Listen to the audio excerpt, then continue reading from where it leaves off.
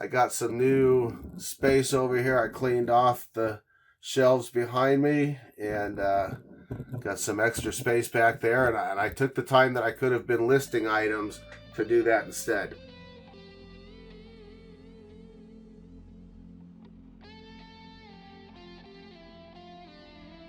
Hey, and welcome to the Part-Time Hustle. I'm Joe, and on this channel, we talk about how you can save money, and make that money grow. We often talk about reselling on this channel, as that is my main part-time hustle outside of my 9-to-5 job.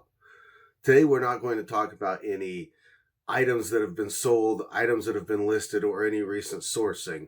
We're going to talk in a more general sense about some fundamental ideas I think that will help you in your endeavor to make the most out of your part-time. If that sounds interesting, stick around. Before we get into specifics about what you can do to make your business run more efficiently, I want to tell you one of my favorite old fables. The story takes place in the late 1800s at a logging camp in northern Minnesota. And there's a logger there named Olaf. And he is far and away the best logger, the best tree faller in the whole area. When the guys are out falling trees to be moved to the lumber yard to be turned into lumber, if everybody else is falling 8 or 10 in a given day, he's falling 12, 13 trees. He's just a better tree faller than anybody else in the camp and in the whole area, and he takes pride in that. One day, a new tree faller showed up at the logging camp, and his name was Sven.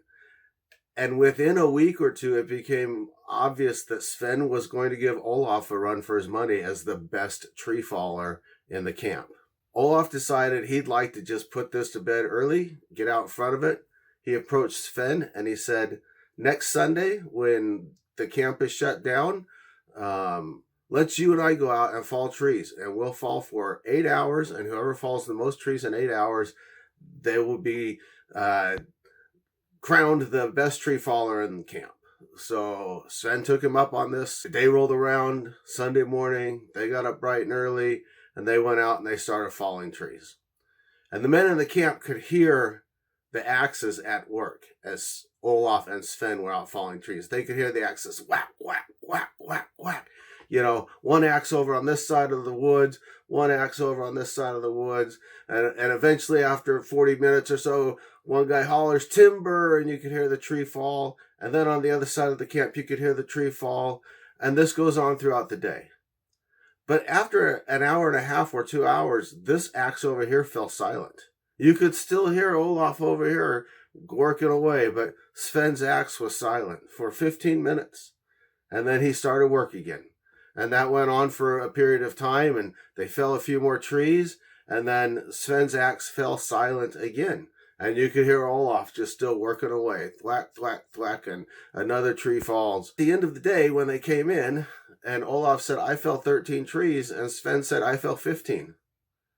And of course, Olaf was beside himself, and he looked over at Sven, and he said, how could you have fallen more trees than me? Every hour and a half, I heard you take a break. You rested for 15, 20 minutes. And Sven said, when you heard silence, I was not resting. I was sharpening my axe. So it makes sense, right? A sharp axe is going to be more effective at falling trees.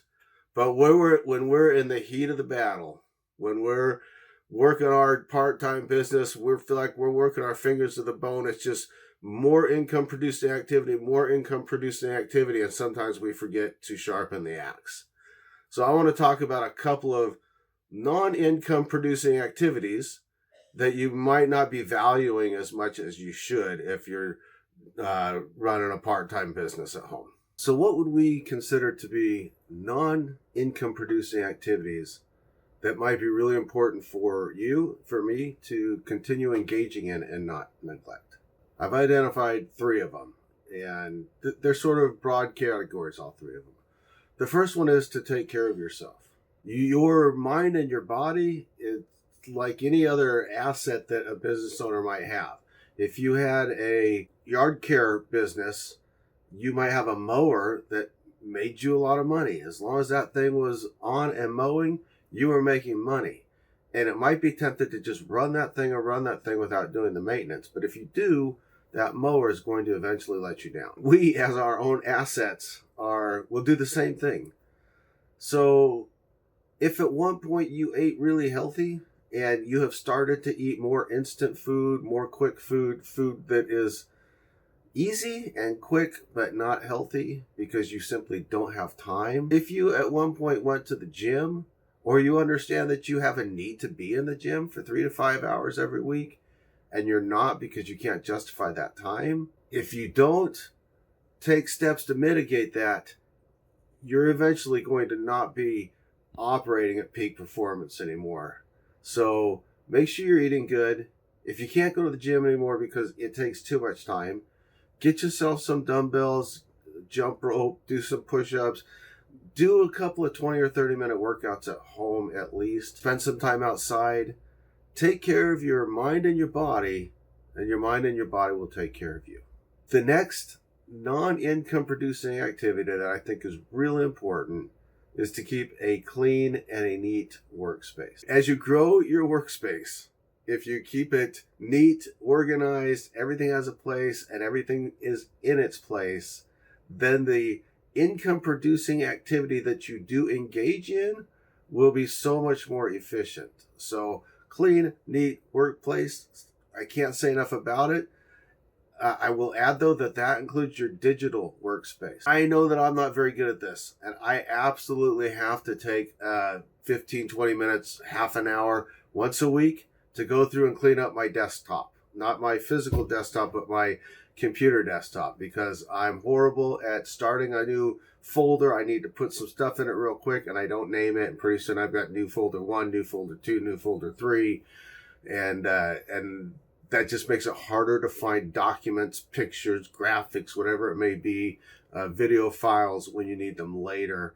So if you have a habit of doing that, just dumping things on your desktop or dumping things in new folders, take 15 or 20 minutes once a week and go through and make sure that all your folders are named, that your files, that you have a naming system that makes sense and makes it easy to find files later when you need them. Again, the income producing activity that you do engage in later is going to be much, much more efficient. The last thing I would add in the non-income producing realm that you want to continue to stay involved in is skill acquisition. These can be skills that are in no way related to your part-time hustle. Just the act of learning is so good for you that it's something that we just all should be doing. So learn a foreign language, learn how to play a new musical instrument. Any of these kind of skills, it's just good for your brain. And I would just add that skills that you need for your part-time hustle, put more effort into mastering those skills and not learning just enough to get by. And an example would be if you're blogging or YouTubing, you're starting to make your thumbnails, you're starting to make graphics for your blog. So you're using a program like Canva or Photoshop. Many of us will go look at tutorials, do Google searches on how do you do A, B, or C when we're creating a new project. And we learn just enough to create that project. And then we go about our business. And a week or 3 later, we got a new project. And we're going through that process again and watching tutorials. In the long run, it would make so much more sense to just spend 15 or 20 minutes a day, 3 to 5 days a week, mastering the use of the Canva program or whatever program you're using. It may not seem like it's producing you any income today, but constantly being involved in that type of skill acquisition will definitely make your business run smoother with less effort down the road. Remember, a sharp axe will always fall more trees than a dull one. So keep your axe sharp. Work hard, work smart, success will follow, guys. Go ahead and hit that like button, subscribe. We'll see you in the next video.